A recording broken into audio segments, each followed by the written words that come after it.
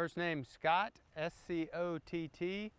Last name Rowe, R-O-W-E. Colonel Scott Rowe. I'm the overall exercise director for COPE North 2020. So my basic role is to oversee the entire exercise from start to finish, providing the command and control required to make sure that we hit all the objectives that PACAF laid out for the exercise. Absolutely. So in a broad sense, COPE North is a trilateral exercise between the United States, Australia, and Japan, where we get together here at Andersen Air Force Base in Guam and we practice two major muscle movements. The first is humanitarian assistance disaster relief. So we practice by going out to the outlying islands of Saipan, Tinian, and Rota to practice how we would respond if we had a humanitarian crisis in the theater. The second thing that we're doing is we're doing a Combat Air Forces Large Force Employment exercise where we bring together command and control assets and fighters and bombers, and we all work together jointly in a controlled scenario. So this is a first for COPE North. What we've done is we've set up an exercise control group that historically for the exercise has been set along national lines, meaning the U.S. had their portion, the Australians had theirs, and the Coco Jetai did theirs, and there wasn't a whole lot of integration. This year we've set up the exercise control group much like you would a joint task force, where we have embedded officers and enlisted personnel from all three nations working together along functional lines. Yeah, I think what we've seen over the past couple days is a very steep learning curve where people are learning how to speak a joint or combined language and working together.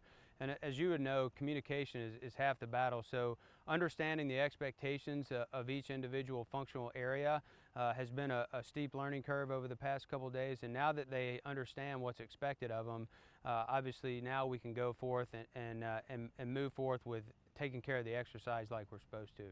Yeah, I would say that you don't want to learn for the first time when it's for real. So that's the importance of an exercise like this, is that we can get our folks experience in working in that type of environment, a joint and combined environment, and how we would no kidding do this if this was for real. And so by giving them reps in practice, that will only help if we were ever called upon to operate in a unique situation like this again. So if you know much about military history, the American way of war has traditionally been one in which we forward deploy into a theater, we build up combat power over time at big main operating bases, and then we execute the mission from those operating bases. Historically speaking, those bases have been relatively free from the threat of attack by our enemies.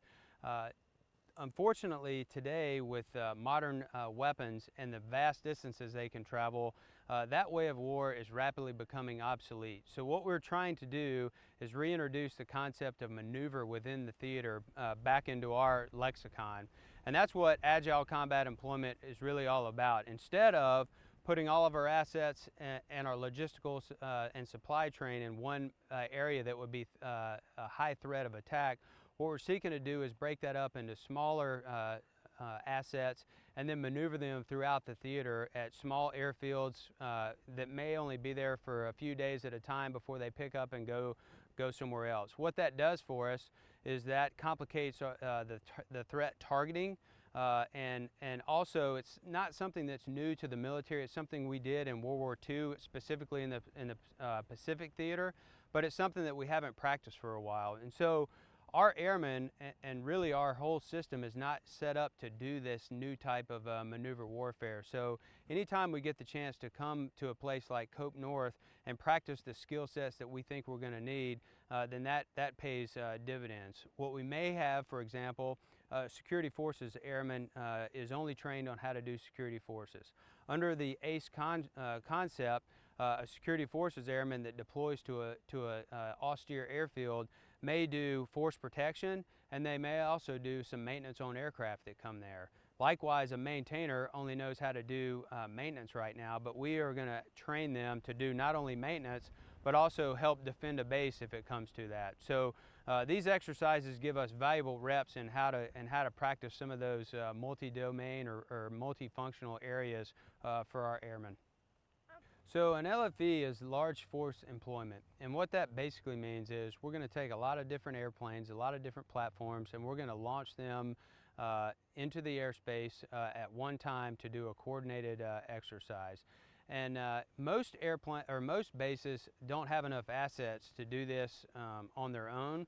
So these exercises are really the only chance that you get to bring the entire package together that would be expected to work together in a no-kidding mission and be able to practice that. So from command and control down to close air support, offensive counter air, defensive counter air, all the different skill sets that the units bring to bear, we combine them all into one activity, and we go out and train in one fell swoop. Andersen Air Force Base in particular, with the airspace surrounding the islands here and our host wing, makes it an ideal place to do an exercise like this. They have the capacity. We have just over 100 airplanes, right around 2,000 personnel that have folded into Andersen, and it's just the perfect place to be able to conduct an exercise like this. So our national defense strategy outlines it pretty clearly that we cannot go alone in the future, and that having partners are vital to not only our security but also a free and open Indo-Pacific. And so an exercise like this gives us the opportunity to deepen the relationships that we have within the theater. And so anytime we get to train together, there's a benefit to that. Not only just a training benefit, but also the fact that you actually develop personal relationships. And those personal relationships can pay dividends in the future when you've worked with someone and you can call them up and you know them on a one-on-one level, and you say, hey, I need some help with this particular event. And because they know you and have developed a bond and trust with you, you can actually get a lot done that way. So the main thing that I want them to get out of this is just the scale of what we're doing here and how much work goes on behind the scenes to provide a training opportunity for each one of those airmen, and that hopefully they take advantage of that opportunity and learn from it, and then also learn from their fellow airmen from all the different countries. We certainly don't have a monopoly on good ideas, and there's a great opportunity to look at something and see how another nation maybe handles a certain problem and bring that back and fold that into how we do things.